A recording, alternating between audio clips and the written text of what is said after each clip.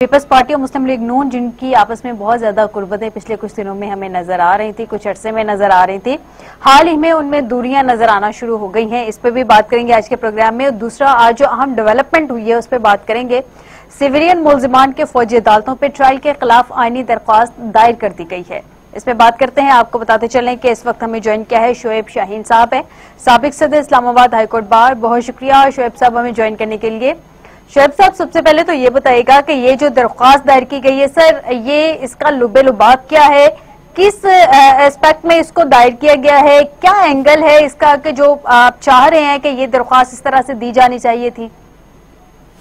देखिए, मुख्तलिफ पिटीशंस यहाँ फाइल हो चुकी हैं सुप्रीम कोर्ट ऑफ पाकिस्तान में, और बेसिक इसका लुबे लुबाब ये है कि जब सिविलियंस के खिलाफ प्रोसीडिंग्स करनी हो तो वो कानून जो है, वो जो क्रिमिनल जस्टिस सिस्टम है हमारा, उसके मुताबिक किसी जज के पास ये चालान जाएगा, पुलिस एफआईआर दर्ज करती है, उसके बाद इन्वेस्टिगेशन करती है और उसकी रिपोर्ट आती है और वो जज के पास जाती है, फिर वहाँ एविडेंस आती है और कानून के मुताबिक मुलजिम को मौका मिलता है कि उस गवाह के ऊपर से गवाही आती है, उससे गिरा करे। ये हमारा अदालती निजाम है।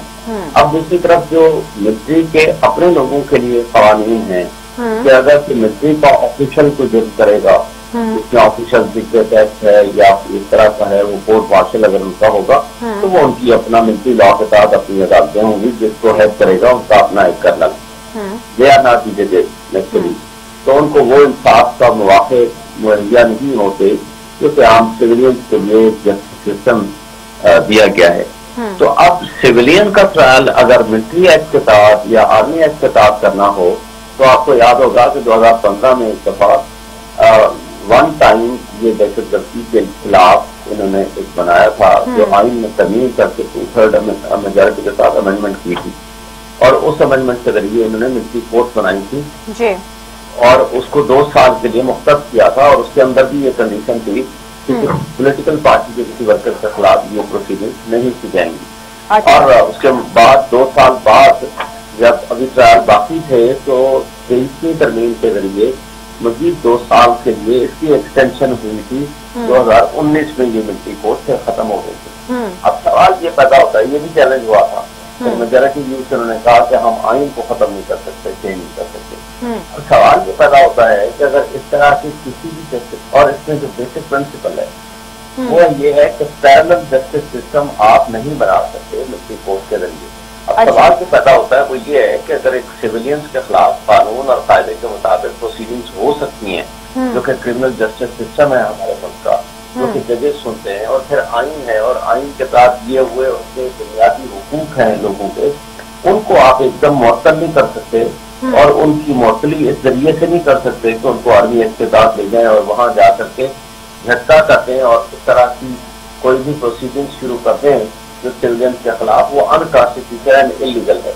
तो दैट इज द रीजन के बहुत सारे लोगों ने ये इसमें खान साहब की पिटीशन भी है जिसका सेक्शन लगा था, उसके खिलाफ अपील फाइल हुई है। इसमें सुप्रीम कोर्ट बार सेक्शन ने भी पिटीशन फाइल की है, इसमें इसके बाद खाजा साहब ने भी पिटीशन फाइल की है, इसमें एहसन साहब ने भी पिटीशन फाइल की है,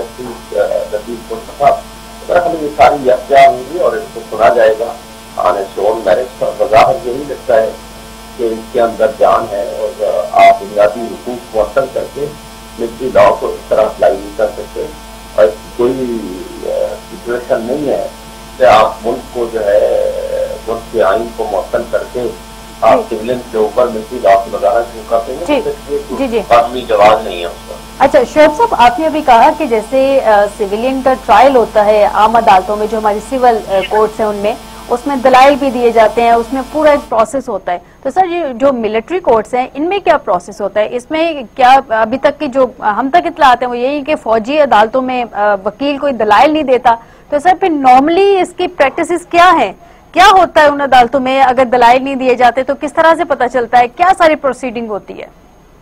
लेकिन पहली बात तो ये है कि वो ओपन उस तरह का ट्रायल नहीं होता जिस तरह का अदालतों का ओपन ट्रायल होता है। दूसरी बात यह है कि वहाँ भी 12 गवाह और वकील के पेश होने की इजाजत तो है, लेकिन वो एक तो वो जजेस नहीं होते जिन्होंने ये फैसला कर रहे होते हैं। दूसरी बात यह है कि वहाँ अदालतों का प्रॉपर वो इंतजाम नहीं होता कि जो फेयर ट्रायल का कानून है, जो फेयर ट्रायल आर्टिकल 10A देता है, उस तरह का फेयर ट्रायल का सिस्टम वहाँ नहीं होता। और फिर देखिए ना, वहाँ के अगर मिलिट्री के हाई ऑप्शन ने ये कह दिया कि जनाब हम उनको छोड़ेंगे नहीं और ये बहुत सख्त किस्म के कानून के साथ हम सख्त एक्शन लेंगे, तो फिर बात यह है कि उनके सुबार्डिनेट जो कर्नल साहब हैं वो कैसे कहे हैं कि नहीं ये तो कानून बनता ही नहीं, लगता ही नहीं इनके खिलाफ, या ये बेगुनाह है, तो वो तो पहले से प्रेजुडिस होंगे ना। तो वो जो कानून जो कहते हैं ना कि इंसाफ से होना नहीं चाहिए, होता हुआ नजर भी आना चाहिए, तो एक कर्नल साहब चीफ ऑफ आर्मी स्टाफ की ऑब्जर्वेशन के खिलाफ कैसे फैसला दे सकते हैं? तो ये बहुत सारे सवाल हैं जिसको सुप्रीम कोर्ट से 12 लाख जवाब देना है और उसके ऊपर प्रोसीडिंग शुरू होंगी। मौसम रूप से इंशाल्लाह कानून और आइन के मुताबिक करते हैं इंशाल्लाह। अच्छा शोएब साहब, ये भी बताते चले कि जो एतजाज अहसन साहब हैं उनके मुताबिक फौजी अदालतों का कयाम गैर आईनी है। अब क्या वाकई ये जो जैसे आपने कहा कि आइन में अमेंडमेंट की गई थी उसके बावजूद फौजी अदालतों का कयाम गैर आईनी ही है? देखिए, जो आइन में तरमीम की गई थी उसके अंदर 2 साल के लिए मुख्तस किया गया था। 2 साल बाद ऑटोमेटिकली ये खत्म हो जानी थी, फिर अगले 2 साल के लिए फिर आइन में तरमीम करके 2 साल बाद खत्म हो गई थी। ये अदालतें 2000 क्या इमरान खान साहब ने भी अपने टाइम में इसको एक्सटेंड किया था माजिद के साथ?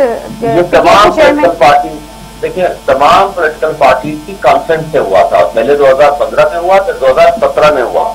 उसमें नवाज शरीफ साहब के जमाने में, नवाज शरीफ साहब के जमाने में जो हुआ था, दूसरी दफा शायद फरहान अब्बासी साहब के जमाने में आज तक हुआ, लेकिन उसकी एक्सटेंशन और उसकी पास कराने में तमाम पोलिटिकल पार्टी की कंसेंट शामिल थी, जिसमें सीपीआई की भी शामिल थी, नून की भी थी, पीपल्स पार्टी भी थी और तमाम पोलिटिकल पार्टी थी। और उसके अंदर असल मसला ये भी था कि उस वक्त जो पीसीसी और फौजियों के ऊपर हमले हो रहे थे वो दैट वाज द रीजन, और उसके अंदर इसलिए स्थिति रख दी गई थी कि इसका इतलाक किसी ऐसी सियासी जमात के खिलाफ नहीं होगा जो सियासी जमात रजिस्टर्ड हो with election commission of Pakistan.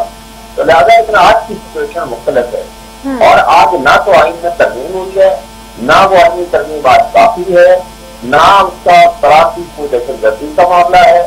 ये जो सिंपल एक वाकया हुआ है जिससे सरकारी इजलास को जिससे नुकसान पहुंचाया उसके मुताबिक कानून के मुताबिक, यानी कि इसलिए इन अदालतों का जो डिसीजन था उसको चैलेंज किया गया क्योंकि आइन में तरमीम नहीं हुई, इसलिए गैर आईनी है। देखिए 2 बातें हैं, एक भी है कि इसमें आइन में तरमीम नहीं हुई इसलिए गैर आईनी है। हाँ। दूसरी बात है पोलिटिकल वर्कर्स के खिलाफ हो नहीं सकती है। तीसरी बात यह है कि सिविलियंस के खिलाफ जैसे इस रूटीन में सिविलियन ने कोई जुर्म किया है तो उसके खिलाफ लॉ अप्लाई नहीं हो सकता। ये 3 बेसिक पॉइंट है। और चौथी बात यह है कि बुनियादी हक है कि फेयर ट्रायल हो, ये हर शहरी का हक है, तो फेयर ट्रायल वहाँ पर नहीं मिल सकता। ये सारे अनकॉन्स्टिट्यूशन है। शेख साहब, एक आखिरी सवाल आपसे। सर ये भी बताते चले कि 12 जून को सिविलियन मुलजिमान के फौजी अदालतों में ट्रायल के हक में एक करारदाद मंजूर की गई थी जिसके बाद ये सारे प्रोसेस का आगाज हुआ था। तो सर ये जो करारदाद मंजूर की गई है वो कहाँ स्टैंड करेगी? देखिए करारदाद जो होती है नेशनल असेंबली की या पार्लियामान की, ना तो उसकी हैसियत कानून की होती है ना आइन की होती है, तो इसलिए करारदाद को आप सिर्फ ख्वाहिश कह सकते हैं। लेकिन उसको मद्देनजर रखते हुए ही ये इसका कयाम आया था ना, इसका सारा ट्रायल इस तरह से चला था, सारा प्रोसेस फौजी अदालतों का। देखिए पहली बात तो यह है कि ना वो कानून है ना वो आइन है, तो जब आइन और कानून के मुताबिक आपने करना है ना सिर्फ ख्वाहिश का या रेजोल्यूशन की बुनियाद पर, तो ना आइन को आप तरमीम कर सकते हैं ना कानून को तरमीम कर सकते हैं, तो इसलिए उसकी कानूनी हैसियत कोई भी नहीं है। तो इसकी बुनियाद पर अगर प्रोसीड करना है तो दैट इज अनकॉन्स्टिट्यूशनल लीगल। ठीक, बहुत शुक्रिया शोएब शाहीन साहब, साबिक सदर इस्लामाबाद हाई कोर्ट बार, आपने हमें ज्वाइन किया। और ये जो आज ट्रायल के खिलाफ आईनी दरख्वास्त दायर की गई है फौजी अदालतों के ट्रायल के खिलाफ, उसके मुतालिक आपने हमें बताया कुछ आईनी और कानूनी तरीके से कि पहले फौजी अदालतों का कयाम आया था लेकिन उसके बाद इसको जब दोबारा से इसकी जरूरत पड़ी तो आइन में अमेंडमेंट की गई थी जो कि 2/3 मेजॉरिटी से की जाती है। नाज़रीन अभी तो आइन में अमेंडमेंट नहीं की गई लेकिन फर्दर देखते हैं कि ये प्रोसेस कहां पे जाकर रुकता है। एक ब्रेक लेते हैं, ब्रेक के बाद दोबारा हाजिर होते हैं। वेलकम बैक नाज़रीन, इस वक्त हमें ज्वाइन किया है मखदूम नजर हुसैन साहब हैं, एनालिस्ट हैं, सियासत पे भी गहरी नज़र रखते हैं और इसके अलावा और भी इनकी बहुत ज़्यादा स्पेशलिटीज़ हैं, उन पे बात करते हैं। मखदूम साहब बहुत शुक्रिया ज्वाइन करने के लिए। ये जो यूनान कश्ती हादसा हुआ सर पहला तो वाक़या हुआ नहीं है, इससे पहले भी बेतहाशा इस तरह के वाक़यात हो चुके हैं, गो के उस तरह से हाईलाइट हमारी गवर्नमेंट उसको नहीं करती है। और ہوپ فلی جو صورتحال لگ رہی ہے، جو مجھے لگ رہا ہے کہ ساری صورتحال ہے، روک تھام تو ان کی ہوگی نہیں، اور مجھے نہیں لگتا کہ یہ کوئی جو اسمگلر ہیں، یہ جو انسانی جانوں کو اسمگل کر رہے ہیں، ان کے کوئی روٹس جو ہیں وہ بہت زیادہ کوئی کمزور ہوں گی، جو اتنے عرصے سے بزنس لے کے چل رہے ہیں، آگے بھی یہ کرتے ہی رہیں گے، کسی نہ کسی طریقے سے لوگوں کو چنگل میں پھنساتے رہیں گے. تو سر روٹ کازز کیا ہوتی ہیں اس سب کی، جو آپ دیکھ رہے ہیں یہ ساری صورتحال ہوئی ہے، ماضی میں بھی ہوا، ابھی بھی یہ ہوا، ایران کے حوالے سے بھی کچھ خبریں آ رہی تھیں، روٹ کازز کیا ہے سر؟ لوگوں کے نزدیک ایک میتھ ہے کہ لوگ اس لیے ملک چھوڑنے پہ مجبور ہیں کیونکہ وہ بے روزگاری ہے. بے روزگاری جو ان امپلائمنٹ جو ہے وہ ون آف دا فیکٹر ہے. باقی جو فیکٹرز ان پہ لیے وہ فوکس ہی نہیں کر رہے. فار ایگزامپل اگر وہ ایک آدمی گجرات سے جا رہا آل دا وے ٹو اٹلی سے جا رہا یورپ اور other country of the European, تو وہ گلوریفائی کیا اس نے سوسائٹی کو. وہ دیکھتا ہے کہ یہ وہاں پہ باقی صاف ستھرا ماحول ہے، انصاف ہے، آپ کی اجرت جو ہے وہ پوری ملتی ہے، لوگ آپ کو تنگ نہیں کرتے، ملاوٹ نہیں ہوتی وغیرہ وغیرہ.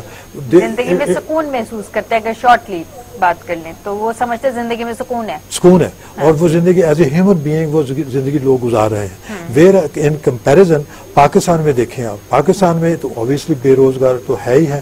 اس کے علاوہ جو فیکٹرز ہیں دیکھو، اپنے گلی محلوں میں دیکھ لیں، گندگی پھیلی ہوئی ہے، لا اینڈ آرڈر کی سچویشن بہتر نہیں ہے، لوگوں کے ساتھ لین دین کے معاملات بڑے گمگیر قسم کے ہیں، ملاوٹ ہے، ایجوکیشن آپ کو پراپر نہیں ملتی، میڈیکل نہیں ملتا آپ کو، آپ کسی پولیس اسٹیشن چلے جائیں آپ کو کوئی انصاف نہیں ملتا وغیرہ وغیرہ. آپ ان تمام فیکٹرز کو کمپاؤنڈ کر لیں.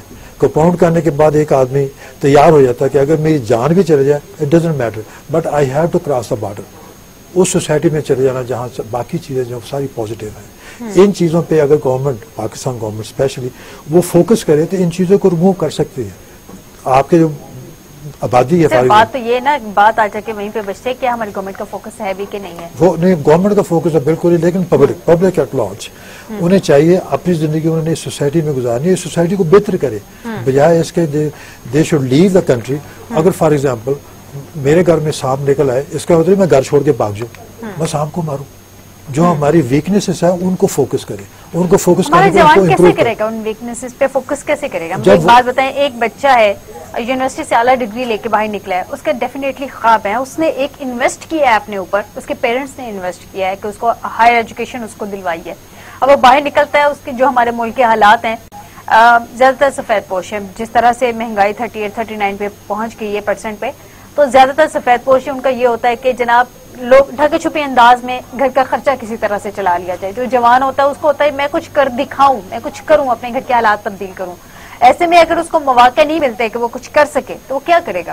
ڈیفینیٹلی وہ باہر جائے گا. اس کے پاس لیگل ایونیوز اویلیبل ہے. ایک آدمی ایجوکیٹڈ ہے، اس کے پاس ڈگری ہے، اس کے پاس ایکسپیرینس ہے، انگلش لینگویج کے کمانڈ ہے، وہ اس طرح کے راستے پیسے کم بھی نہیں ہے، 23 سے 30 لاکھ روپے اس نے دیے. وہ لوگ ہیں جو بالکل totally bottom of the barrel ہے، جن کے پاس ایجوکیشن نہیں ہے، جن کے پاس ایکسپیرینس نہیں ہے، جن کے پاس پیسے تھوڑے بڑے اکٹھے کر لیے لیکن ڈیڈ اینڈ پہ بیٹھے ہوئے، وہ اپنی زندگی کا، اپنی لائف کو رسک پہ ڈالنے کے لیے تیار ہے. Compare to that person who has a degree اور ایکسپیرینس بھی ہے، اس کی انگلش لینگویج بھی بہتر ہے، تو لیگل ایونیو اویلیبل ہے، ہر کنٹری کی لیگل ایونیو اویلیبل ہے.